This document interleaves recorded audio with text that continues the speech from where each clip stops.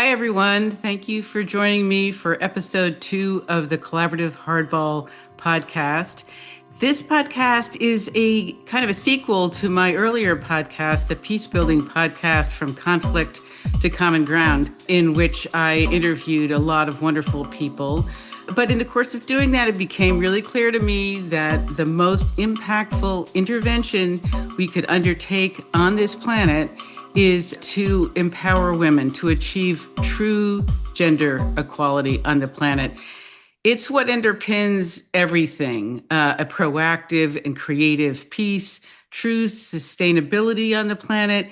It's the real Megillah, if you ask me. So Zoe Chance is a Yale professor and the author of Influence Is Your Superpower, a book I genuinely love. It's smart, generous, and fun. And I agree with her, as she puts it, that it's kind of a cousin to Collaborative Hardball.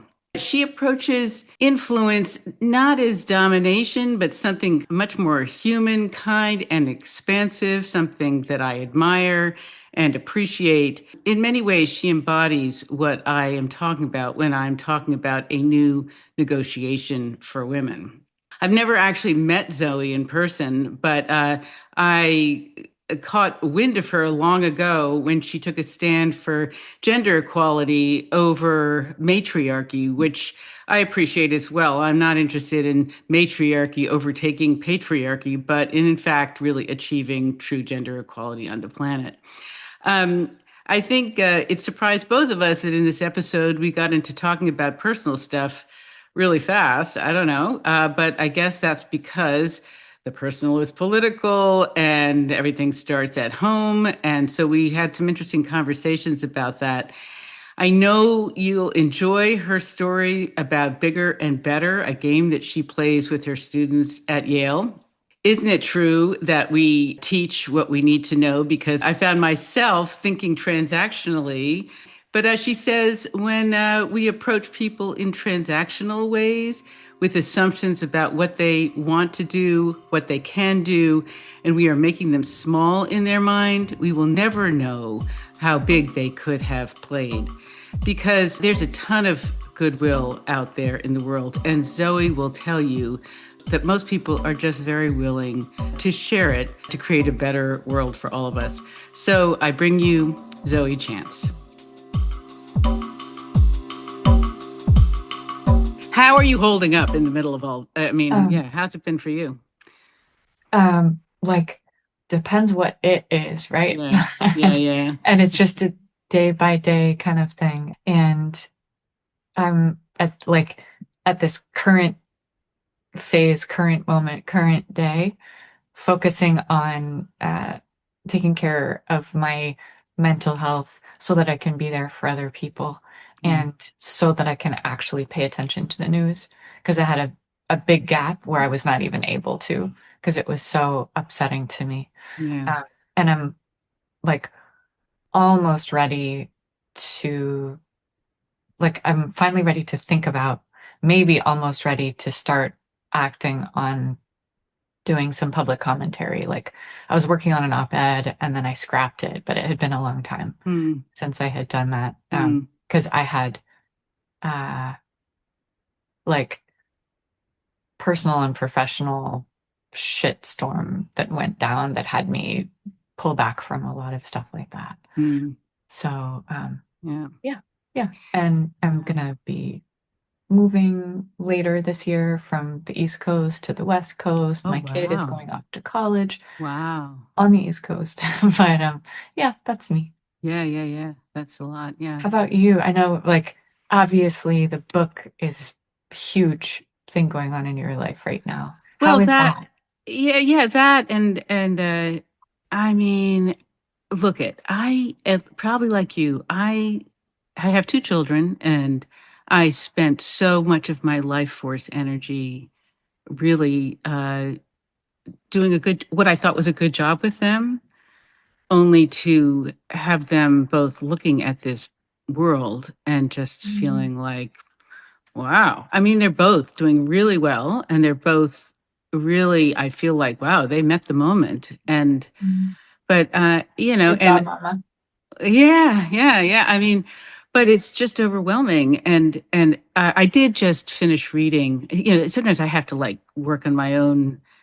I mean, I think probably all of us have to work on our ups and downs, like, because sometimes I just feel like, okay, I'm in a good place, and then other moments it's like, this is just devastating. And I did just finish reading Rebecca Solnit's latest book, which it just was very kind of gave me more, a little bit more. Oh yeah, okay, I'm not crazy, and Mm, I don't know. It's it's great. I mean, I when think I think, oh, go ahead. I haven't read anything of hers for a while, and it just is. I'm so glad you're sharing that with me because she gives me hope Yeah, and inspiration, and just yeah, like she touches my soul. yeah. She So I does. should check it out too. Yeah, she really did a good job of kind of documenting what's happened over the last 50 years uh, that has brought us to this place, and all the good stuff, like all the good stuff, Mm, all the really good stuff. And then this backlash. And I have felt like the reason that we're having this backlash is that, in fact, those of us who are interested in social justice and climate and issues like that, is that we are being successful. And we really are being successful, maybe more successful than we give ourselves credit for. And so she really affirmed that. And yeah. great. So you are Thank such a you. bright star. I loved your book. I loved reading it. I just was like, also very uplifting, and a lot of beautiful stories in there. And you just shone through. Thank you, Susan. Yeah. I really appreciate it, and I really felt as I was reading your book, like our our books are siblings in this way Mhm. that we're writing about. So I'm writing about influence broadly, including some negotiation, and you're writing about negotiation, but which is really, really broad in the way that you write about it, including what I would think of as, yeah, just so many types of influence with the way you define it. Mhm. And people expect a book like that to be tactics and strategy focused. Mhm. And for both of us, writing from the perspective, not coincidentally, of being women and feminists and having the priorities that we do, we write about, uh, in particular, perspective and mindset and how you show up in these situations Mhm.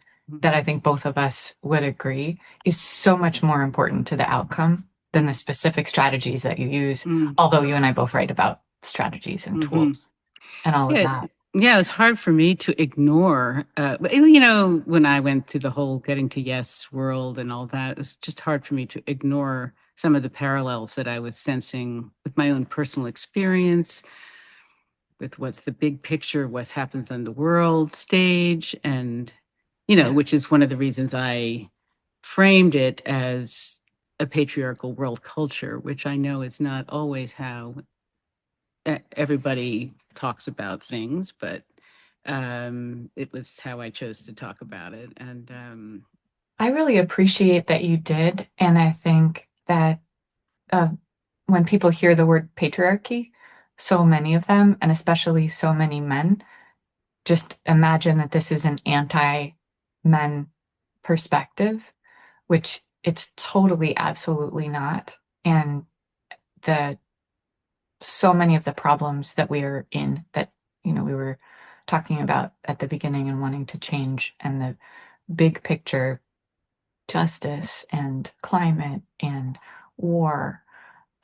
And who are we going to be when we have AI having powers that people no longer have? So many of these questions, if we answer them from within this patriarchy that we've created so far, we're going to come up with disempowering answers. And I just appreciate that you're calling it out so specifically. mm, Let's question that fundamental assumption of mm, patriarchy. mm. Well, it's also because so much of what we learn at home, and some of the earliest, most important learnings are happen. I mean, for me, I grew up in a very, I mean, a great home, in many respects, but also very patriarchal in many respects. And Yeah. I'm about What to was say that like? hard. It was really great that my brother, who, my brother is 5 years older than me, and he is sort of your epitome of mm, white Anglo-Saxon privileged man. And I was, I had tried at times to really talk to him about some of the dynamics of what happened in our home, and he didn't want to go there. Just very much like the way Trump, I mean, he's not Trump, but just the way Trump doesn't, or the right wing doesn't want to talk about things. They want to shut it down. If you're thinking from an authoritarian or top-down point of view, you can't take in systemic information. You can't think like, oh, how is a family a system? And how are the hierarchies in the family structured? And um, so, I mean, honestly, Zoe, after years of therapy, I mean, I've done so much personal growth work and both professionally and, personally.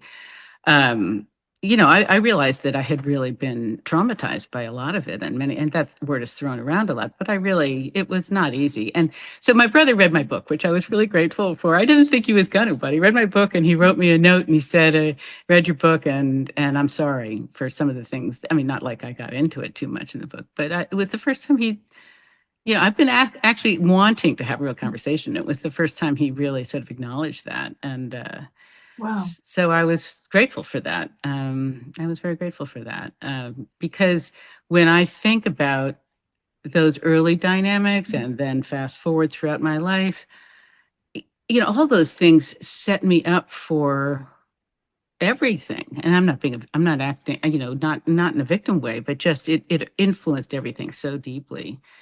Um, and I would see my brother everywhere and he would show up in all kinds of forms, Mm. of men that I would somehow defer to or give too much power to, or somehow feel like, yeah, really just give my power away to, whether they be professional men or lovers or whatever it might be. But then over time, I really got so much stronger, and it did have to, and I know I talked about this in the book, but it really had to do with, I think it had to do with doing a lot of trauma work and really getting it out of my system, what I call getting it out of my cell structure. I really had to get it out to understand that I am not secondary in any way.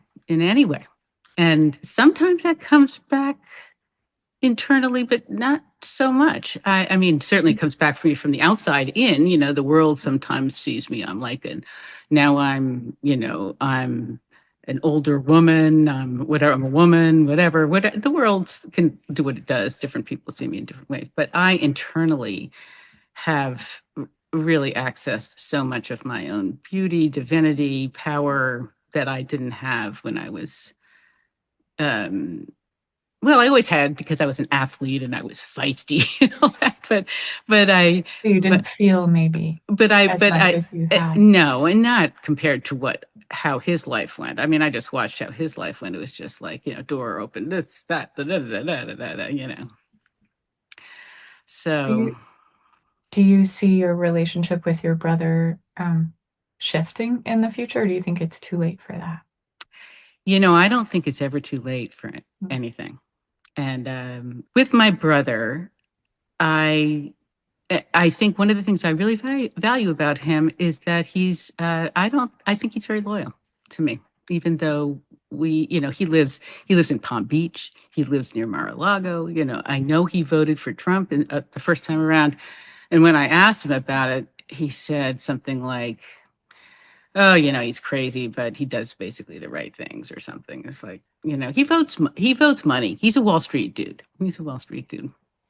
So, but how about you? I mean, how we're talking about patriarchy, we're talking about our family. How was it for you in your family of origin?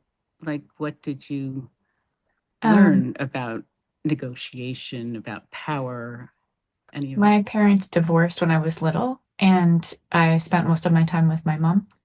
So she's a single mom and didn't have a lot of money at all. Moved us to a place where the schools were really great.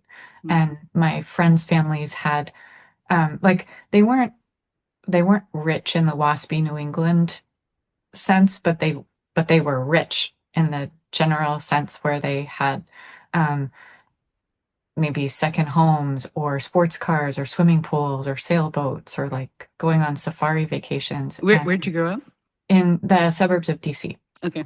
And we lived in apartments, and for a long time my sister and I shared a bedroom. My mom slept on the futon couch. Wow. And we always had enough money to eat. So I didn't experience the kind of traumatic poverty that so many people have and are right now. But I experienced a keen sense of having less than other people and attributing that to being less worthy in some way. And what I saw from my mom, which I know from research is true of a lot of families that don't have so much money, they teach their kids self-reliance, where families that are more affluent are more likely to be teaching their kids, and maybe especially their boys, but teaching their children to advocate for themselves, and that privilege and power are partially negotiable. And a lot of working class families or families like mine, kids are being taught, if you work hard enough, you will be recognized and you will get the things that you deserved. You're wonderful. You're great. Just work, work, work. So what I developed in that system was a lot of good student habits, working really hard, doing what I was supposed to do, getting the good grades.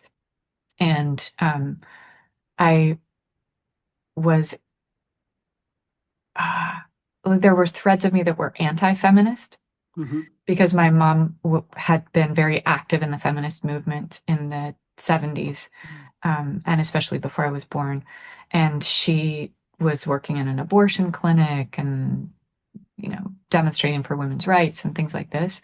And I thought in my little world, growing up in like being a kid in the 80s and the 90s, that those things that feminists like my mom were still ranting about were old news.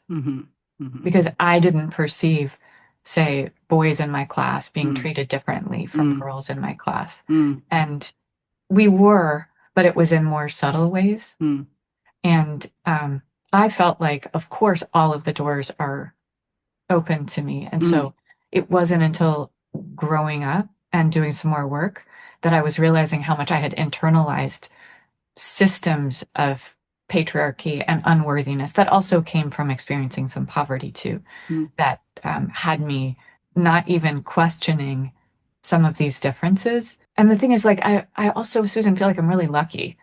And I was really lucky. And also my mom prioritized education, and I got to go to good schools and good colleges and get scholarships and things like that.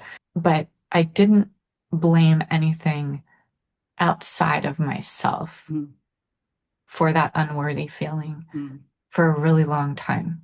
And what you were saying about some people like not being willing to look at or think about systems, I don't know if they don't think about it, but some of the people who benefit from the systems that exist, I guess, don't want them to be questioned, right? Which is maybe very similar to not wanting to think about them.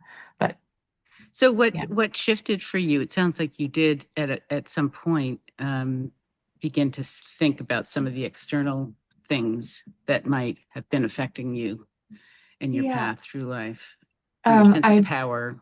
I mean, specifically, I guess I'm interested because you're a very bright light. I mean, like it just, well, I don't know if you think of yourself that way, but reading your book, it just really shines through. And like how you transcended, how you claimed, how did you ever feel like you were accepting crumbs? And then how did you transcend that? And what did it take to claim yourself as a powerful person to the extent that you feel that you are or do? I want to hear everyone answer that question. Mm, I want to hear men answer that question too, mm, non-binary people. Um, and I'm so curious how many people feel like they have gotten to the point of claiming their power if they had felt at some point like they didn't have it. mhm, I feel like it's something that I'm still constantly negotiating, figuring out, because it's so situational and contextual for me. mm, So there are plenty of situations where, something could happen that would trigger me now that, sorry, trigger me in the past that is now just not a big deal. mm, And plenty of negotiation type contexts where I would have gotten just in a loopy situation leading up to it, so nervous, and then doing a lot of impression management during the conversation instead of like being in a position of having so much more power than I did when I was much younger. mm, And also during those years, having a lot of practice and then also having a lot of embodied experience mm, as a woman in this world.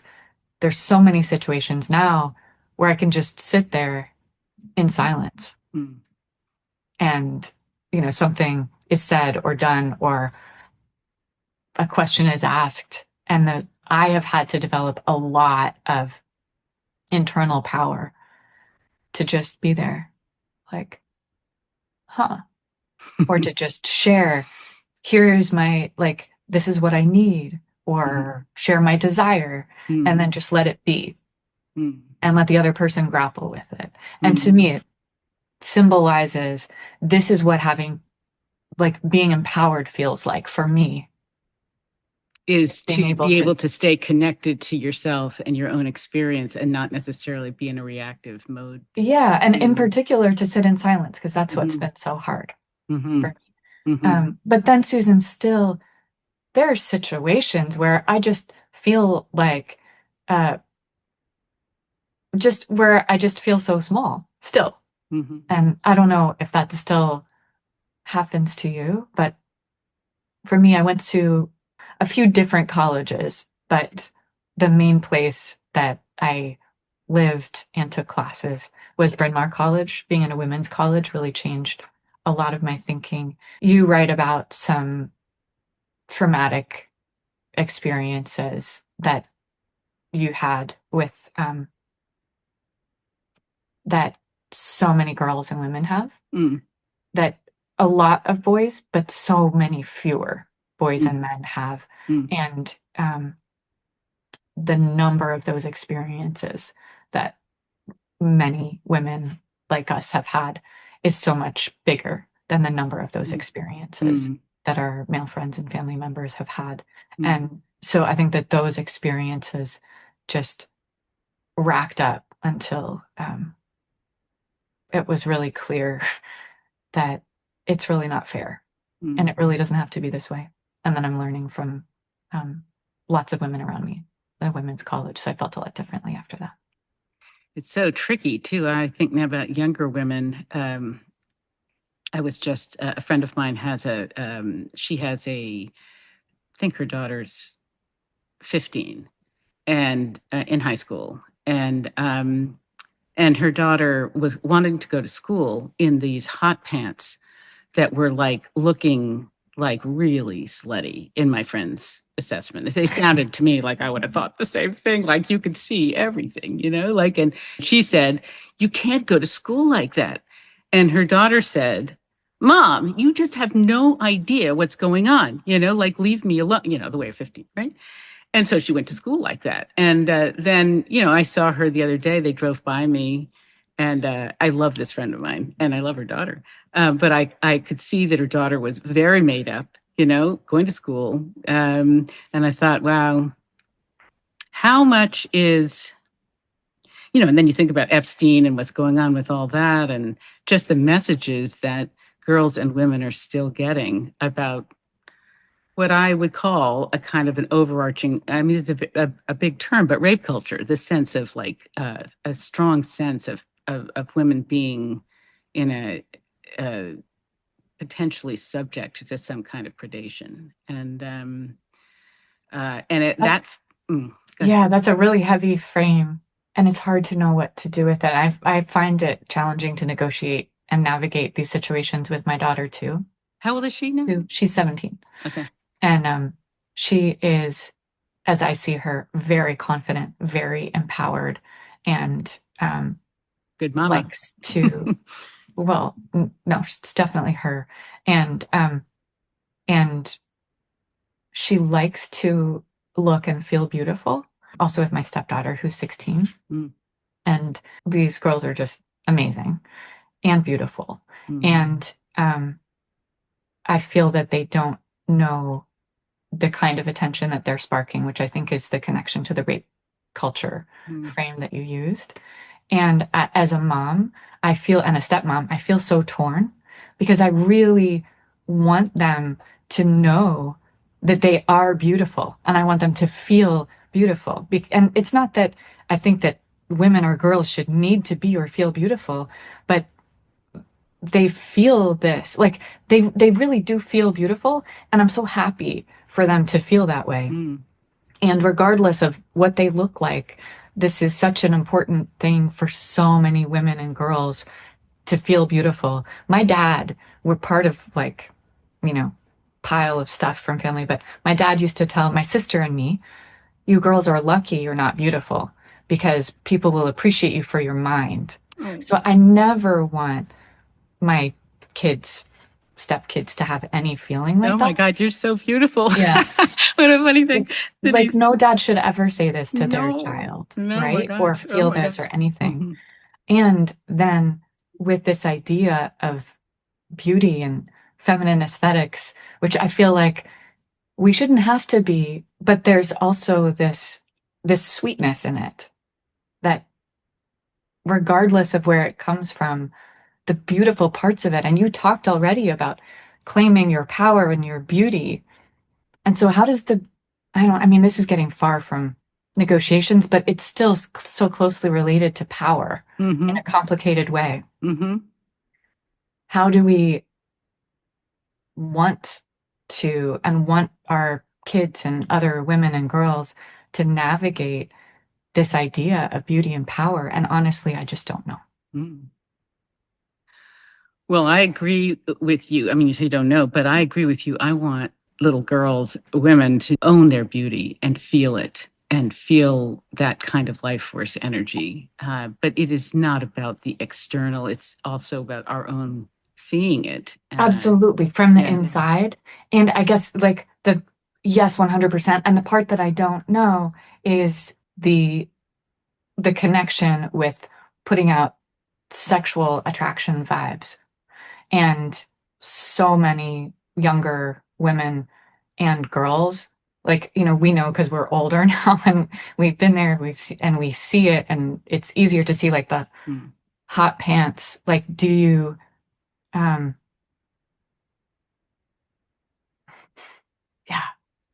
Well, this is very, this is funny that I come back to my brother, but I think in my own life story, those early experiences of not being able to have control over boundaries really affected me as I went out into the world and made me expect a certain kind of dynamic that was not to my benefit. And I think that little girls, if they learn about those boundaries and they learn about their beauty and they learn what is okay with them, they don't have to analyze it, they just have to feel it. If they know that, they are not as likely to get preyed on, be subject to manipulation. And it is a source of our power, and I don't want to give it up. I mean, well.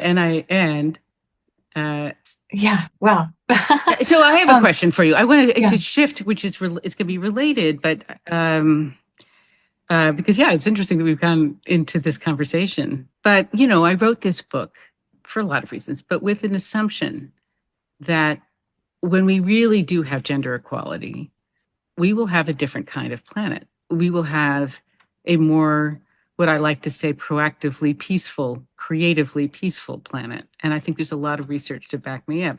We will have a more sustainable planet. And I think there's a lot of research to back me up. I'm sure plenty of people would argue with me about these things, but I think there's also... Your book is very well researched, and that's one of the aspects I really appreciated about it. Awesome. That's great coming from you. Thank you. I'm so glad. So I'm going to use one of your phrases, what will it take? I like that phrase. What would it take if you had to narrow it down to three things? What would it take for women to use negotiation and influence to really shift the balance, to shift so that we really move into a more gender equal world? Is that too big a question? I mean, you and I are working on it, right? We're really working on it.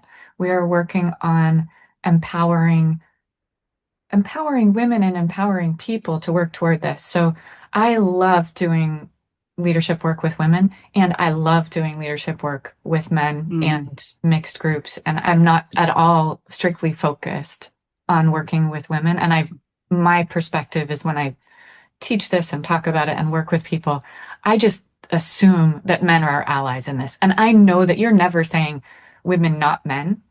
You're speaking primarily to women. And when you're talking about the patriarchy, you're talking about the system.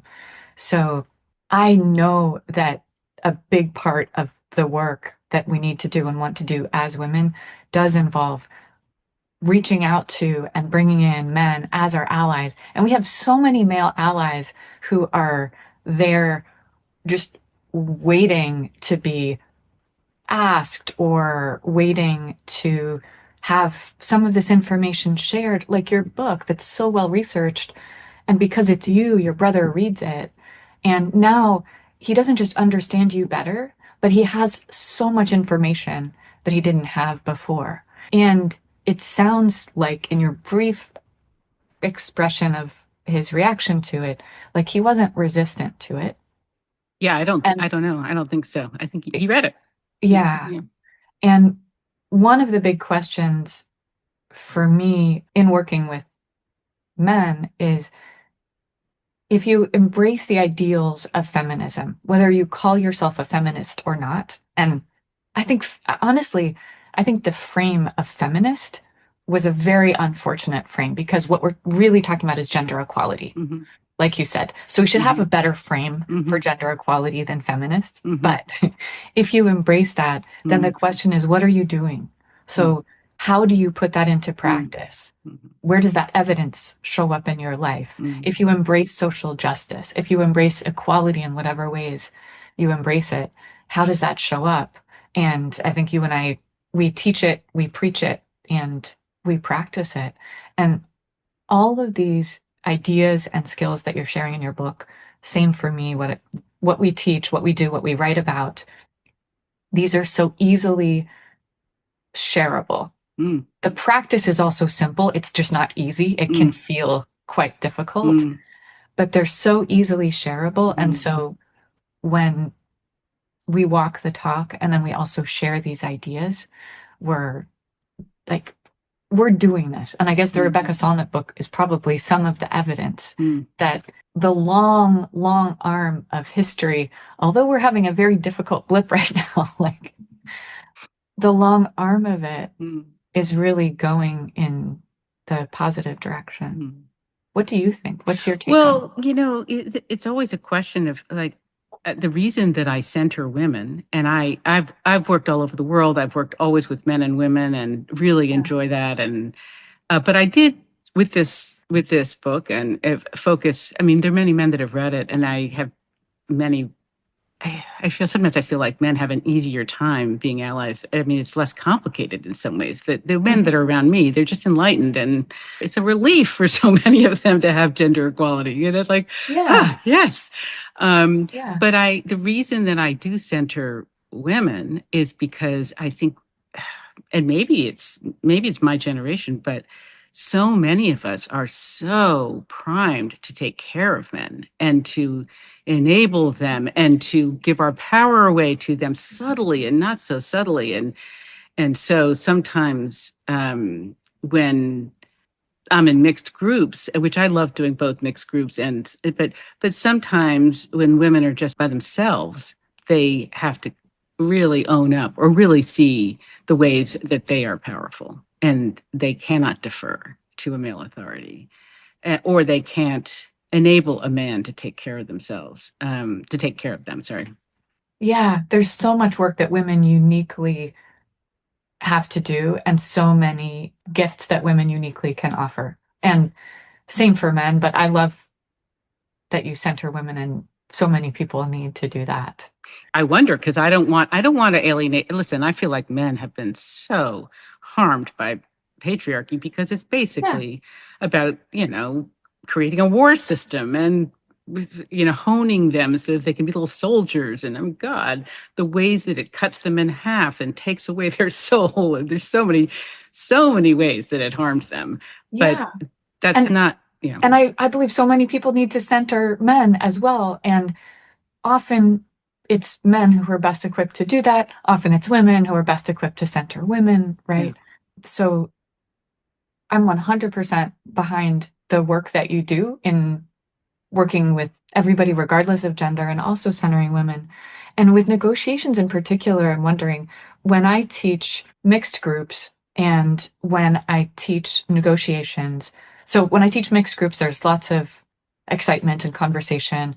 When I teach negotiations, or when I teach a group of women in a leadership program, there's even more excitement and dialogue and conversation. And then when I teach a group of women specifically on negotiations, there is so much excitement, there's so much dialogue, there's so much that needs to be said that we literally never get through the slides that I've prepared. Wow. So what do you make of that? That's a really. What I make of it is people perceive that there is so much power to be gained Yeah. from learning and understanding about negotiations, Uh-huh. that people bring so much baggage and fear and expectations and ideas that other people are going to be out to get them Mm, in this context. mm, And then this is multiplied when it's women. And you know from your research and teaching, and me too, that women are just much less likely to embrace negotiation than men are. Like in my research, the numbers are 17% of women like or love negotiating, and 43% of men like or love negotiating. And mm, all that this tells you is that women are much less likely to do it. Then when I ask people, when you're negotiating, do you want to try to get everything that you can? Or do you want to just try to not be a sucker? 80% of people, both genders, are like, I just want to not be a sucker.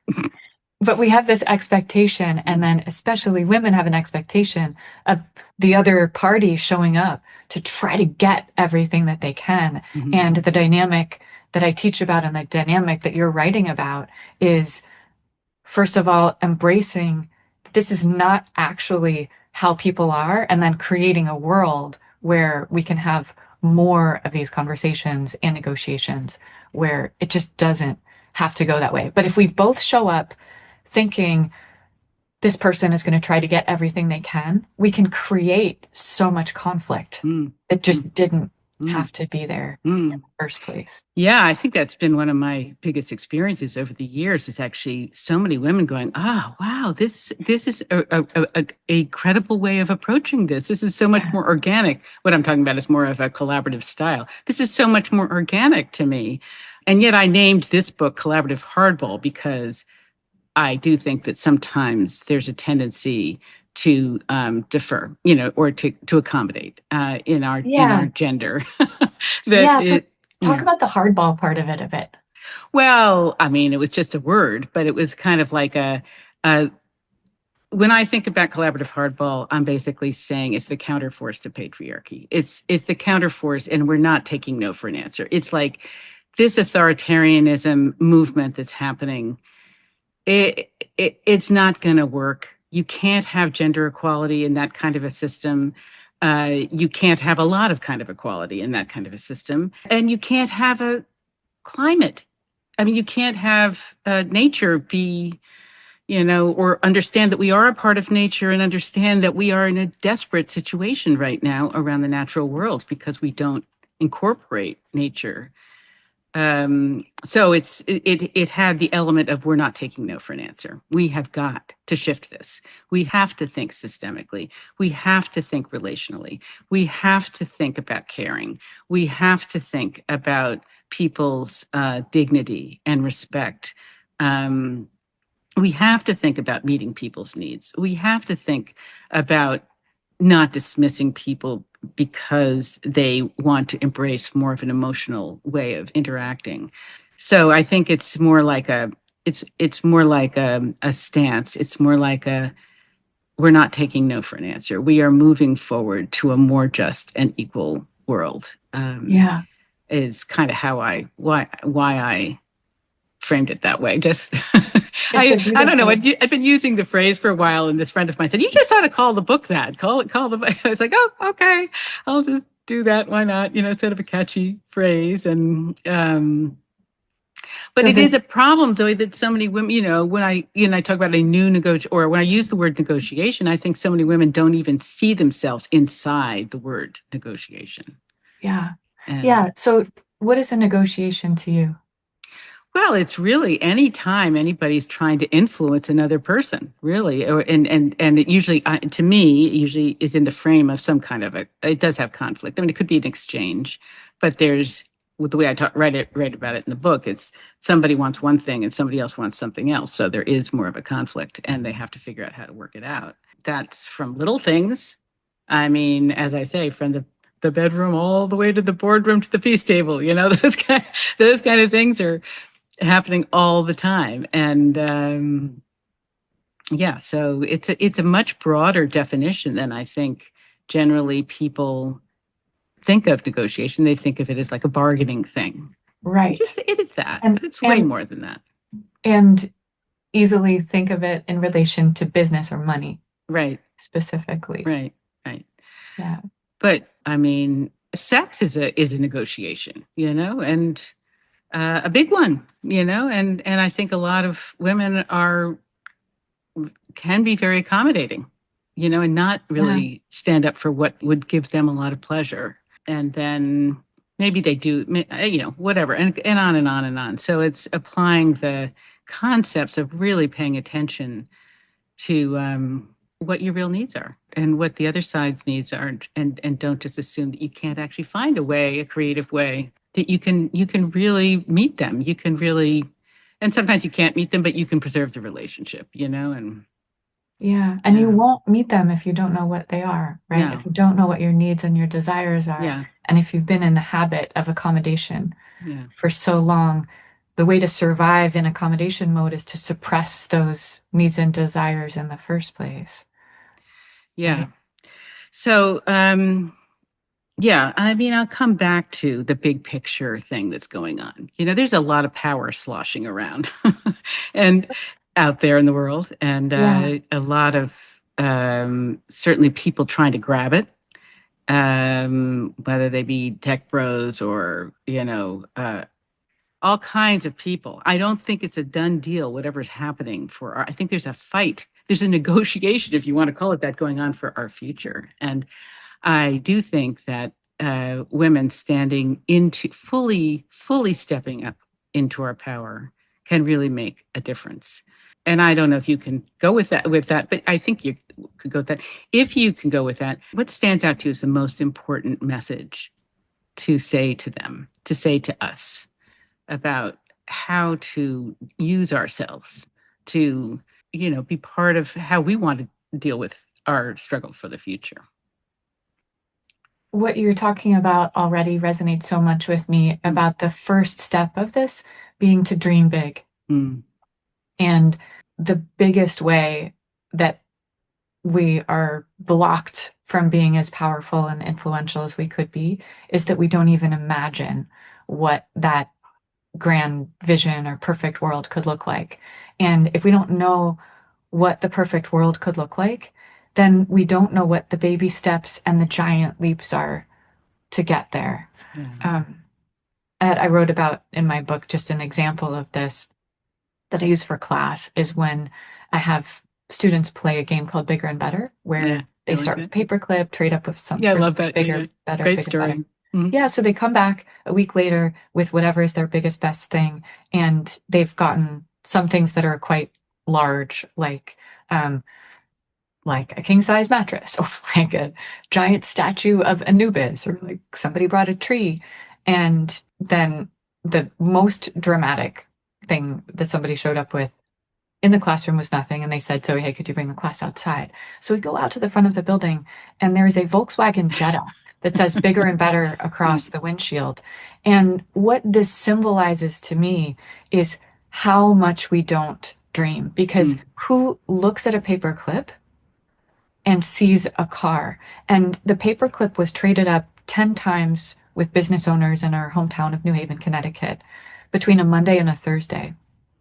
And the students who were doing the trades, they had the grand vision. I didn't completely understand that. So somebody has a paperclip and they go to somebody else and they say, "I'll trade Would you trade me for something bigger and better?" But why would the other person do it? That is the question that has us play small. Mm-hmm.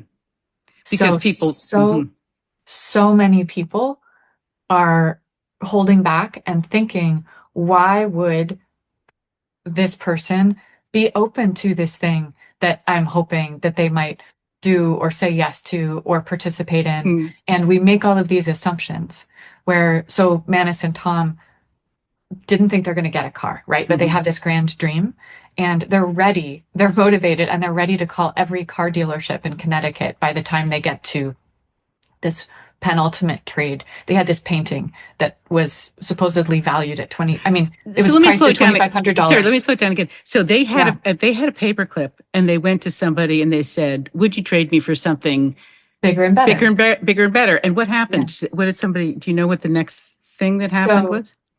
In their particular situation, I think that the first thing that they traded up for was a cupcake. And somebody gave them, "Yeah, sure, I'll give you a cupcake. You give me the paperclip." It was at a bakery.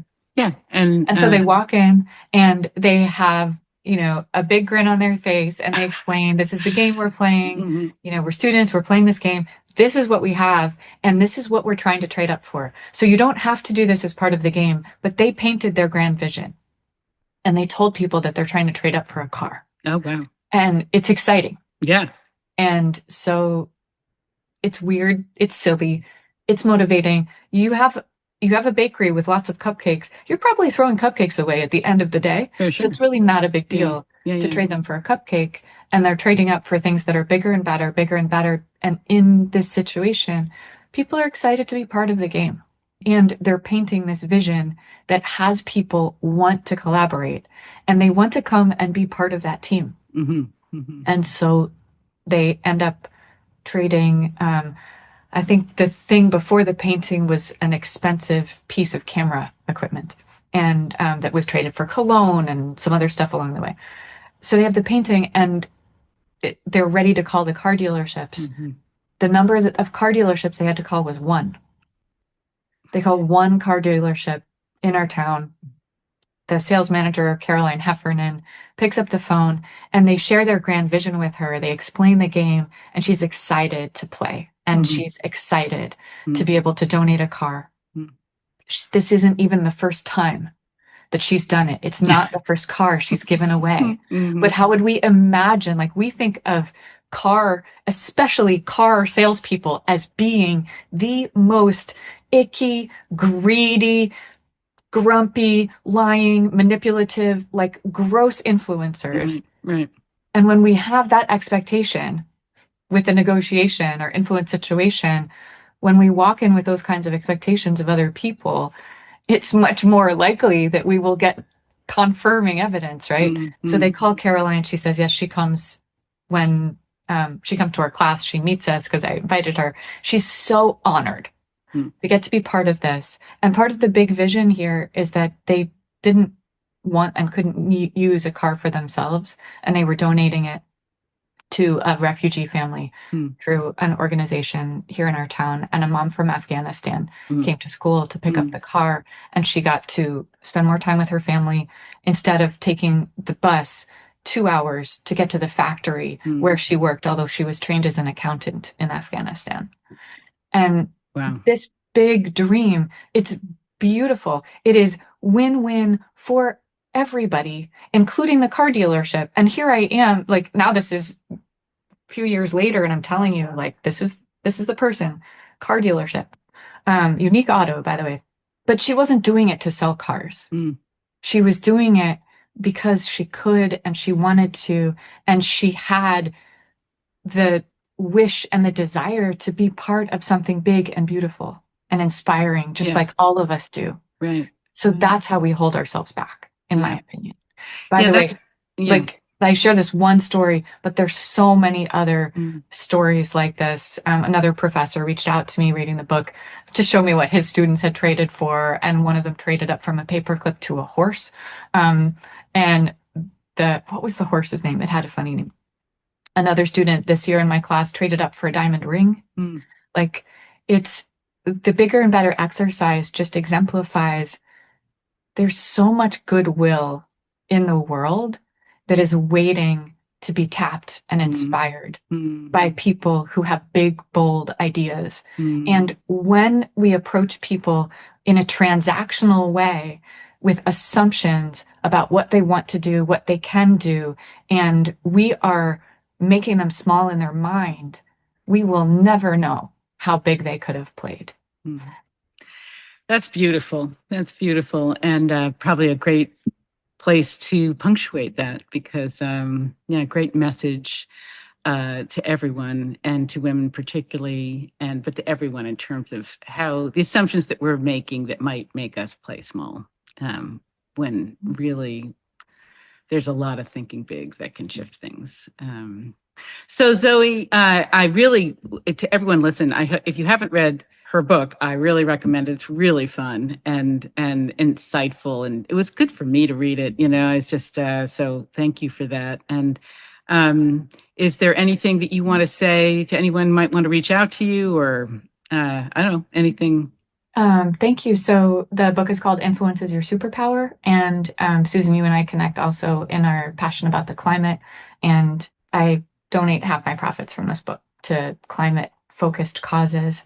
And what I believe is that whatever it is that we might learn on our journey of empowerment, let's find one person to teach it to. So that's the challenge that I want to leave people with. If there's one insight or idea that came to you in this conversation, something that Susan said, something that I said, or something that just popped into your mind, how can you put it into action? And who can you teach it to? And absolutely, absolutely read Collaborative Hardball. It's inspiring, it's insightful, it will make you feel smart, and it will empower you to do great things in the world and give you the juice to have those big ideas and big dreams. Thank you so much. All right. Well, I hope we get to see each other again somewhere along the way. And thank you again for your time. Thank you, Susan. Great to see you and talk to you.